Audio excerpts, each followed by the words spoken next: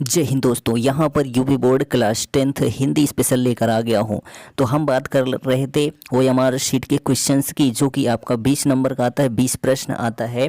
इसी की चर्चा हो रही थी। तो इसमें हमने जो है आपको 3 नंबर दे दिया था बोर्ड परीक्षा में, वो भी किसके अंतर्गत, तो हिंदी व्याकरण के अंतर्गत, जिसमें आपको उपसर्ग, समास, तत्सम, तद्भव और पर्यायवाची बताया गया था।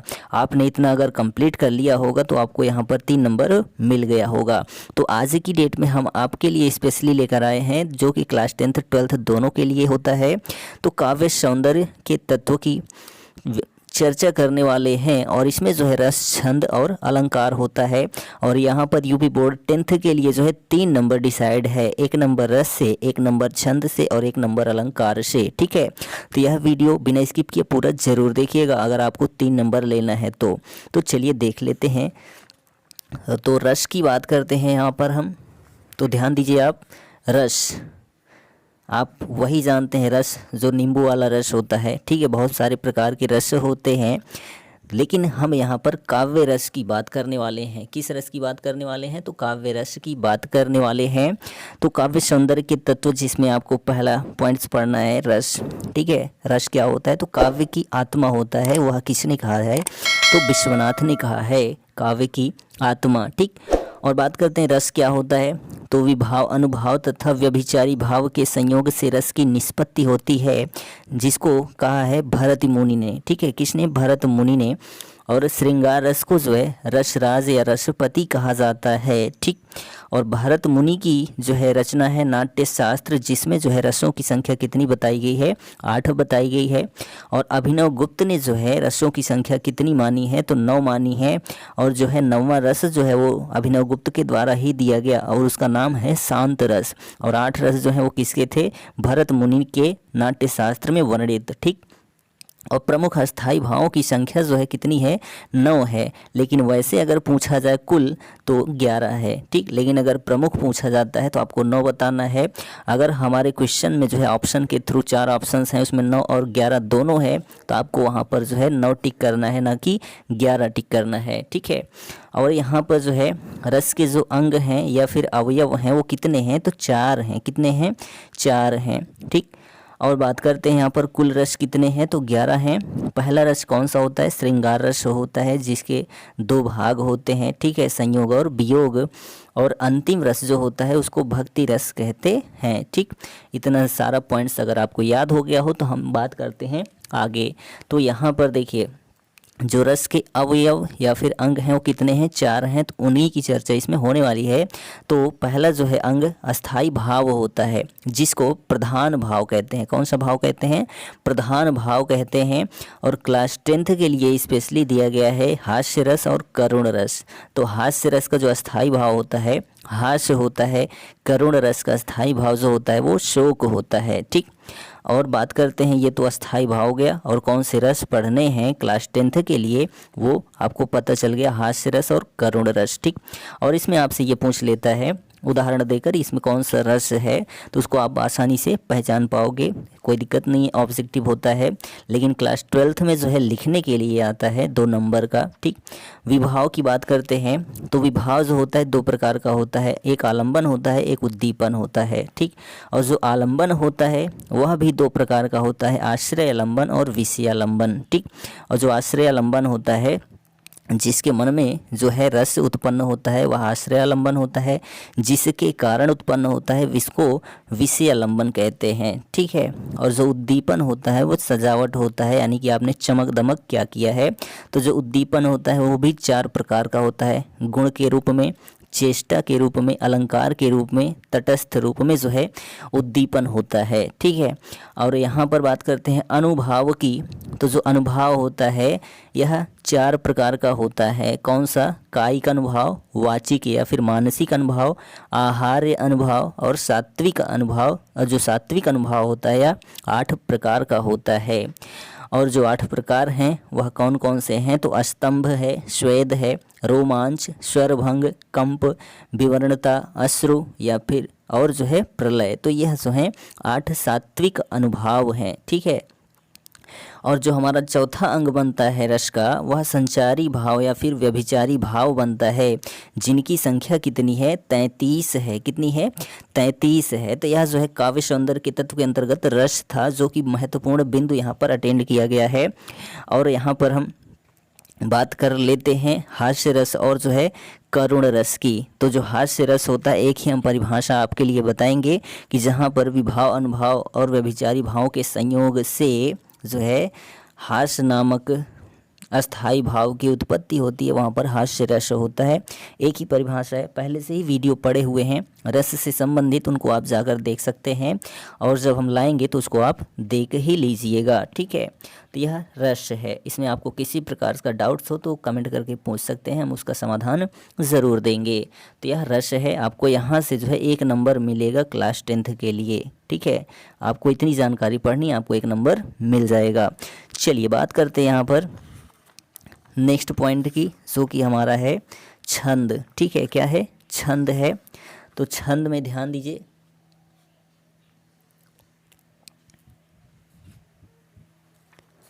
यहाँ पर देखिए छंद। तो जो छंद है यह भी 1 नंबर का आएगा UP board class 10th Hindi में, और 12th में तो जो है 2 नंबर का आता है। तो यहाँ पर देखिए कि प्रथम उल्लेख जो है छंद का कहाँ पर मिलता है? तो जो वेद है, सबसे पुराना वेद ऋग्वेद ही है, तो ऋग्वेद में ही जो है प्रथम उल्लेख मिलता है किसका? छंद का। और जो छंद शास्त्र है या फिर जो है पिंगल शास्त्र है, यह किसकी रचना है? तो पिंगल ऋषि की रचना है, जिसमें छंद के बारे में बताया गया है। ठीक है, और यहाँ पर जो है छंद के अंग की बात करते हैं तो कितने हैं? 7 अंग हैं। यह बिंदु आप याद रखेंगे। तो पहला बिंदु जो इसमें आता है वह जो होता है पाद या चरण या फिर पद आता है। तो जो पाद, चरण या पद होते हैं वो कितने होते हैं? तो 4 चरण होते हैं अधिकतर छंद में, और जो है 6 चरण भी होते हैं।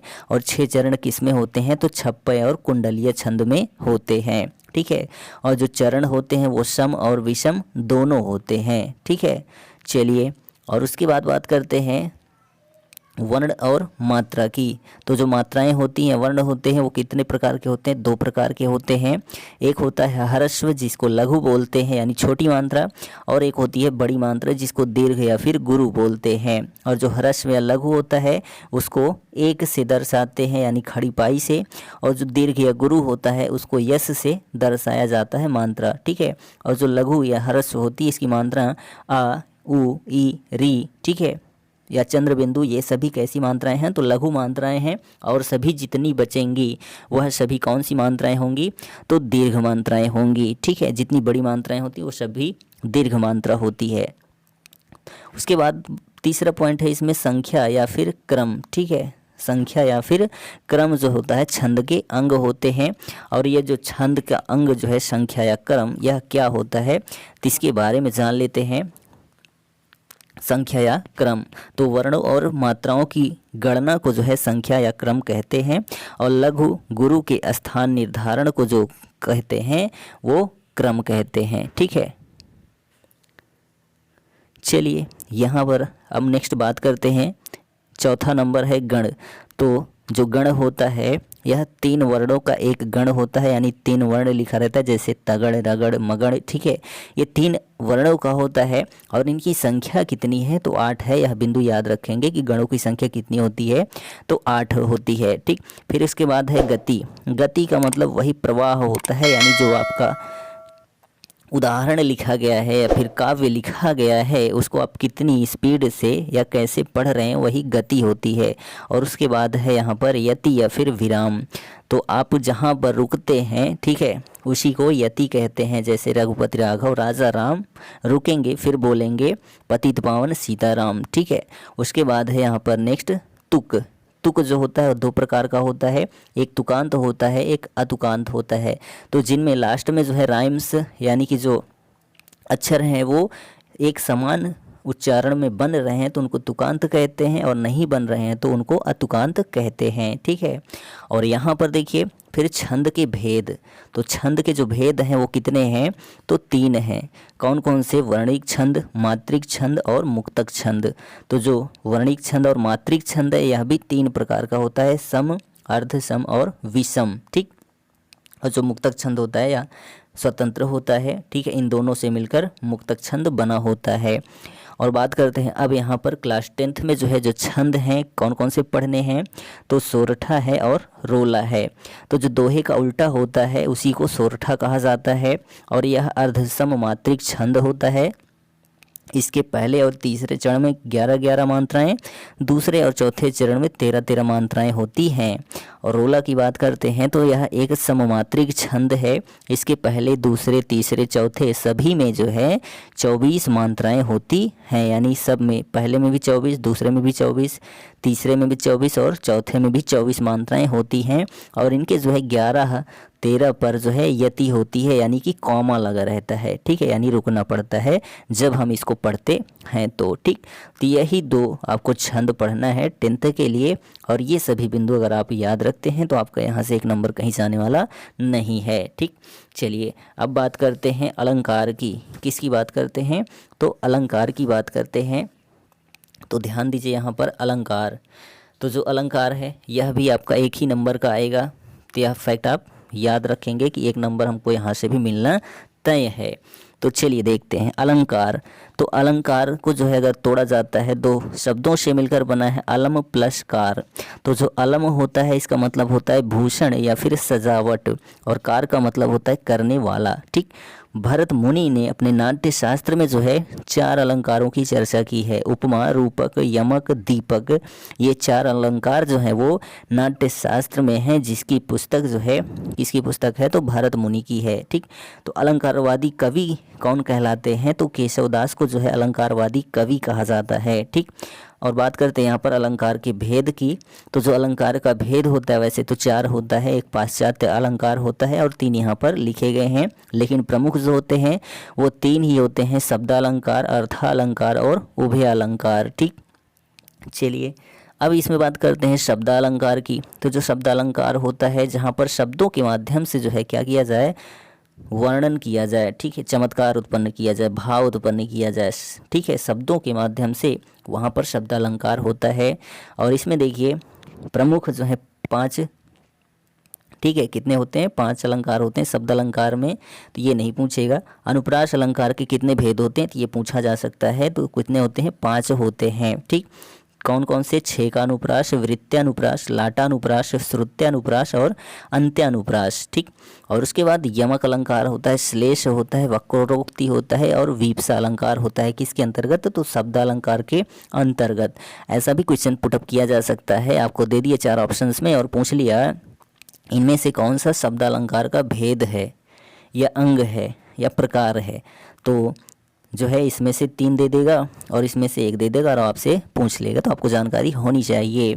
और उसके बाद बात करते हैं दूसरा है अर्थालंकार, जिसमें जो है बहुत सारे अलंकार होते हैं, लेकिन प्रमुख हमने यहाँ लिख दिया है उपमा, रूपक, उत्प्रेक्षा, जो कि आपको पढ़ना है अभी, अतिशयोक्ति, अन्योक्ति, संदेह, भ्रांतिमान, दीपक, विभावना, प्रतीप, उल्लेख और दृष्टांत आदि जो है ये सभी अलंकार हैं अर्थालंकार, जो कि अर्थों के माध्यम से इनमें चमत्कार उत्पन्न किया जाता है, ठीक है।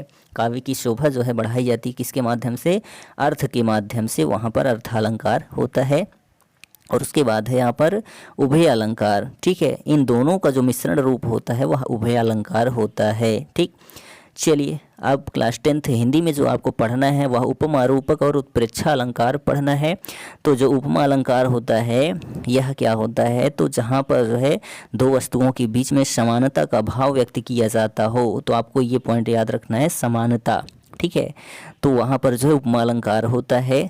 अब इसके अवयव और अंग कितने हैं, तो 4 अंग हैं, यह भी आपको याद रखना है। उपमेय, उपमान, सामान, साधारण धर्म या फिर समान धर्म, तो यह जो है, और वाचक शब्द, तो ये जो है 4 अंग या अवयव हैं किसके, तो उपमा अलंकार के, तो यह भी आपको याद रखना है।